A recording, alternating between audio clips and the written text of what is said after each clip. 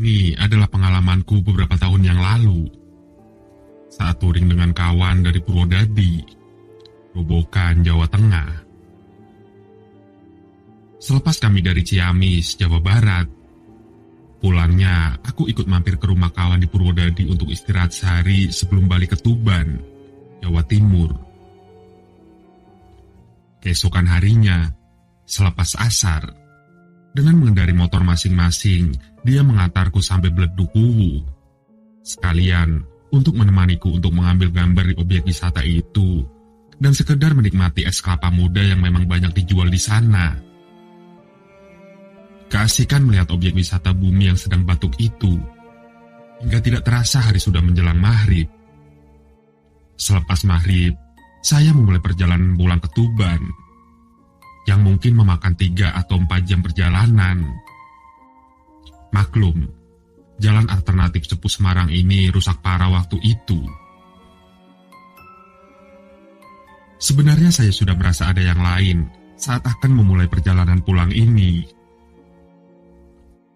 Sejak saya meluncur dari Bledugwuwu, saat motor yang saya kendarai memasuki kawasan Kecamatan Kradenan, Grobogan, tiba-tiba ban motor saya bocor.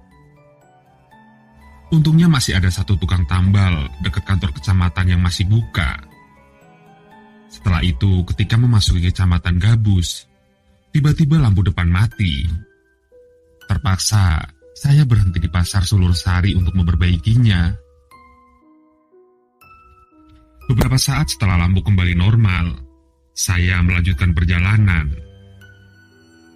Sekitar 1 jam perjalanan, saya masuk Randu Blatung, Blora, Jawa Tengah. Sekitar 1 jam kemudian, melintasi area hutan jati, barulah saya sampai ke wilayah Klopo Dhuwur, Blora, yang terkenal dengan wong saminya itu. Kurang dari 30 menit kemudian, saya sudah memasuki Kabupaten Blora dan langsung mengambil jurusan Bojonegoro. Lepas dari Batalion 410 Blora, sekitar 500 meter, tiba-tiba tanpa sebab mesin motor mati. Sebelumnya ini belum pernah terjadi. Di samping masih tergolong motor yang baru.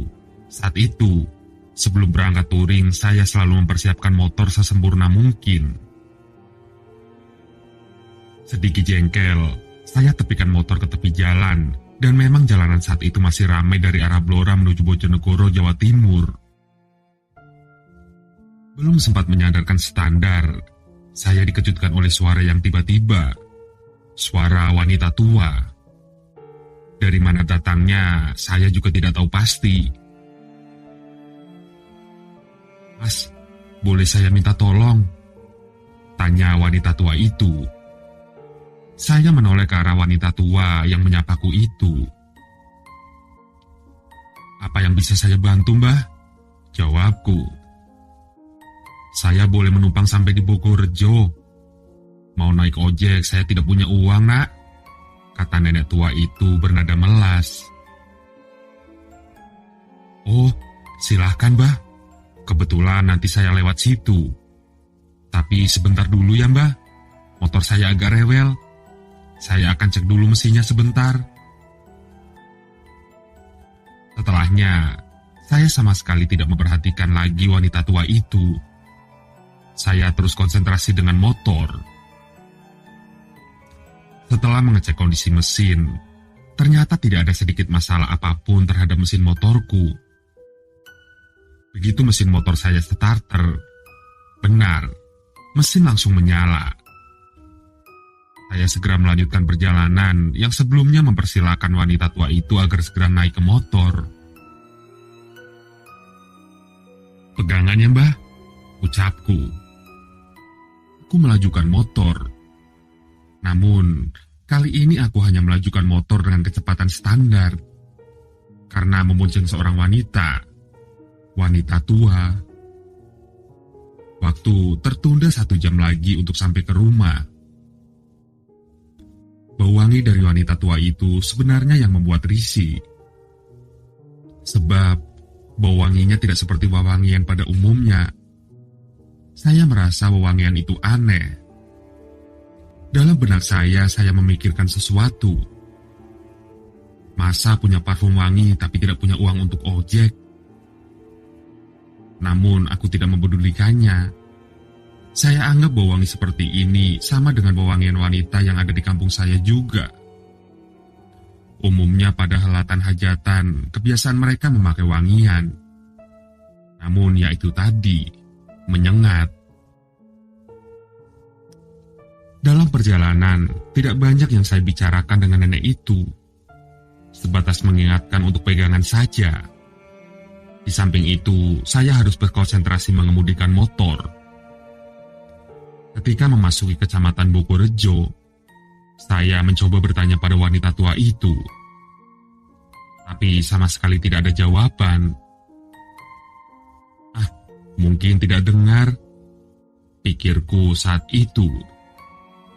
Karena waktu saya tanya, kondisi motor sedang berjalan. Sampai di dekat pasar Bogorejo, saya bertanya lagi pada wanita itu. Namun tetap tidak ada jawaban. Saya menepikan motor di dekat simpang tak jauh dari pasar, dengan tujuan hendak bertanya kembali pada wanita itu.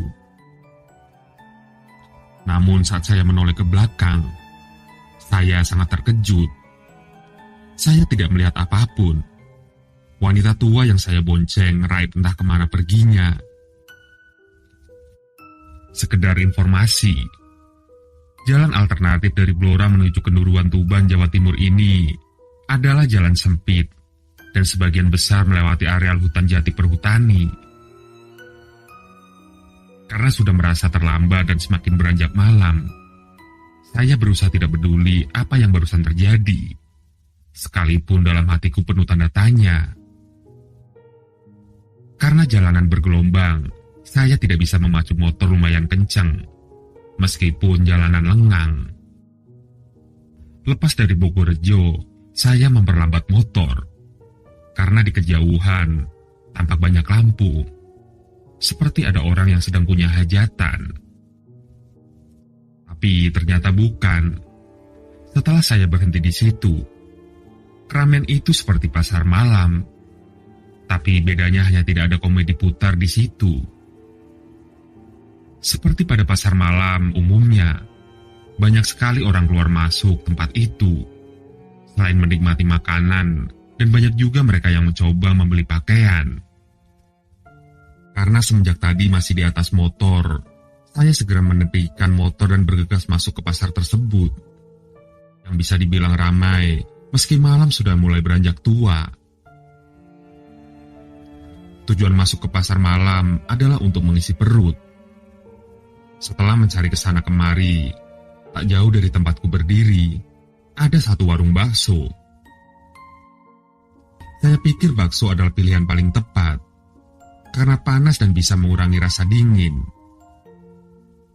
Sambil menunggu bakso yang saya pesan disajikan, saya menyalakan sebatang rokok.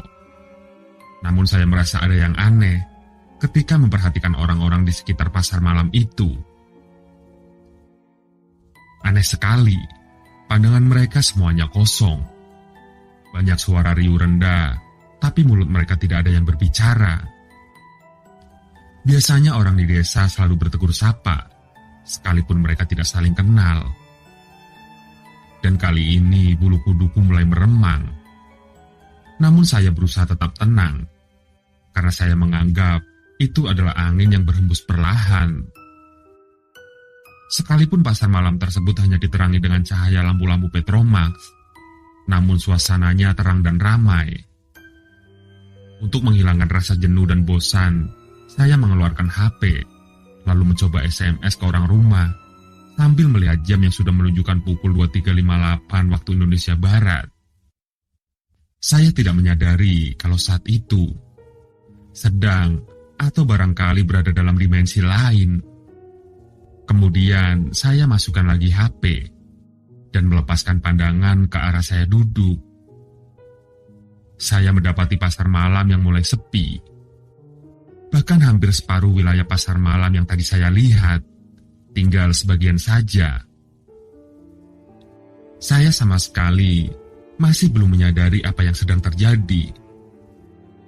Saya menganggap kalau sebagian orang sudah membereskan dagangannya, karena sudah larut malam. Saya masih tetap santai. Saya kembali melihat ke arah warung tempatku memesan bakso. Penjual bakso itu tampak sibuk, karena melayani orang yang lebih dulu pesan dariku. Lalu saya melihat ke samping.